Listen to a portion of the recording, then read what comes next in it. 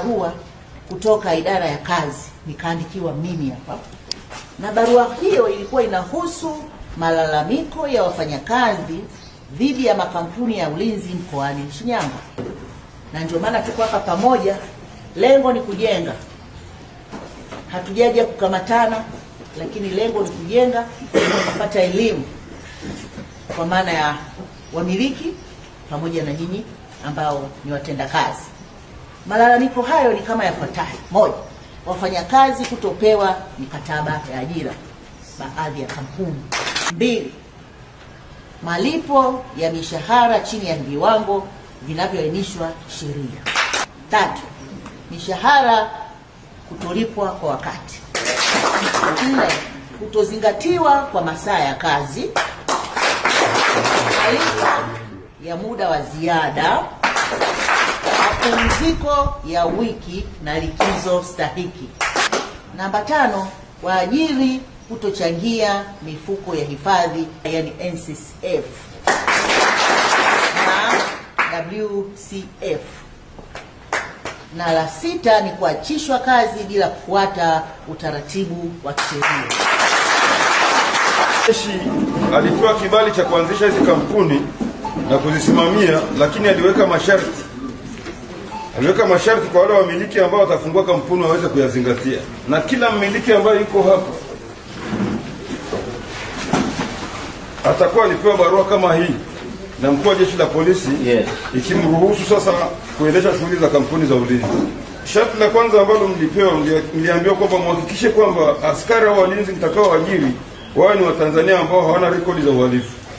Lakini kampuni pia inatakiwa iwe na ofisi katika mahali panapojulikana na kufikika.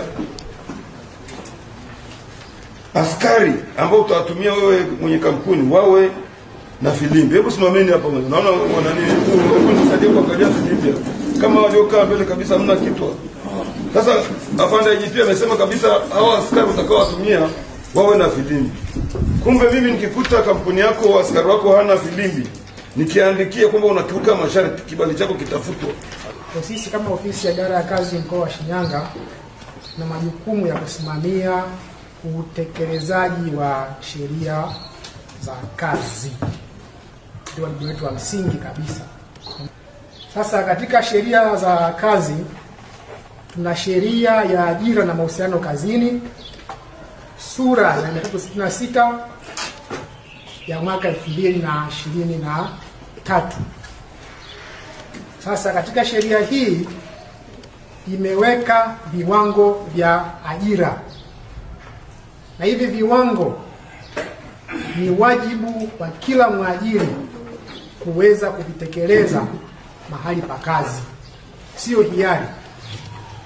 Ni lazima kila mwajiri aweze kutekeleza hivi viwango vya ajira. Sasa kiwango kimojawapo ni mikataba ya kazi. Sheria imeelekeza wazi kabisa kwamba mkataba wa kazi ni makubaliano ya hiari kati ya mwajiri na mwajiriwa katika kufanya aina fulani ya kazi na malipo stahiki kwa mfanyakazi husika.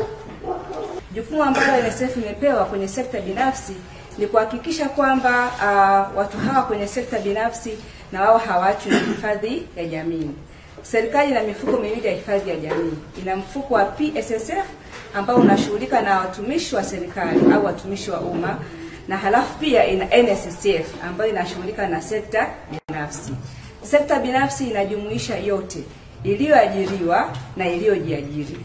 Kwa hapa leo tunawaajiri na tunawaajiriwa. Kwa kwenye sekta binafsi hawa ni waajiri na hawa ni waajiriwa. Sasa pengine kila mmoja anahusikaje hapa? Kwa upande wa NSSF ni lazima kila ambaye ameajiri anapaswa kujiandikisha NSSF kama mwajiri. Kila aliyeajiri, kwa sababu yeye amepewa sasa jukumu na serikali kuwakata watumishi na yeye kuongezea asilimia yake ikaje vote NSSF. Kwa akishakuwa ni mwajiri au akishakuwa anafanya biashara au kazi yoyote, halafu ikamlazimisha sasa kuwa na mfanyakazi, analazimika kisheria kuandikishwa NSSF. Na kisha andikishwa sasa NSSF kama mwajiri. Namna kumwandikisha mwajiri hakuna ugumu. Ni chini yake ambayo amepewa na TRA, lakini mamlaka husika iliyompa kibali, kwa maana sasa zile barua ambazo tumepewa, lakini pia business license kama anayo. Hivyo ndivyo tunavyovitumia. Tukisha mwandikisha mwajiri, baada ya hapo sasa mwajiri anapewa jukumu la kuhakikisha kwamba anaandikisha watumishi wake wote ambao anafanya nao kazi. Tunatakiwa kuhakikisha kwamba watumishi wetu wote wameandikishwa